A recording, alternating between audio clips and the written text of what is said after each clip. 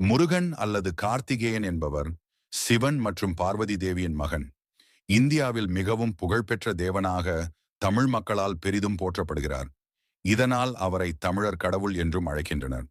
பழனியில் வசிக்கும் ஆண்டவராக போற்றப்படும் முருகன் சங்க காலத்தில் குறிஞ்சி நிலத்தின் தெய்வமாக கருதப்பட்டார். சைவ சமயத்துடன் முருகன் வழிபாடு இணைக்கப்பட்டதாக வரலாற்று ஆசிரியர்கள் கூறுகின்றனர். சிவபெருமான் தன் நெற்றிக்கண் நெருப்பை வெளியிட்டார். அதனை வாயு பகவான் சரவண பொய்கை ஆற்றில் விட்டார். அந்த நெருப்பு 6 குழந்தைகளாக உருவெடுத்து கார்த்திகை பெண்கள் அவற்றை வளர்த்தனர். பிறகு பார்வதி தேவியார் குழந்தைகளை ஒரு சேர் அணைத்த போது முருகன் ஆறுமுகனாக தோன்றினார். தென்னிந்திய வழக்கப்படி முருகன் விநாயகரின் தம்பி என்று கருதப்படுகிறார்.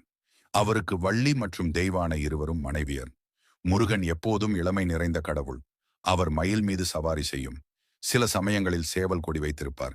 அவரது முக்கிய ஆயுதம் வேல். இது அவருக்கு தாயார் பார்வதி வழங்கியதாக சொல்லப்படுகிறது. முருகனை பொதுவாக ஒரு தலையுடன் வணங்குவார்கள். ஆனால் சில சிற்பங்களில் 6 தலைகளுடன் காணலாம். இது அவரது பிறப்பை அடிப்படையாக கொண்ட புராணங்களை பிரதிபலிக்கிறது.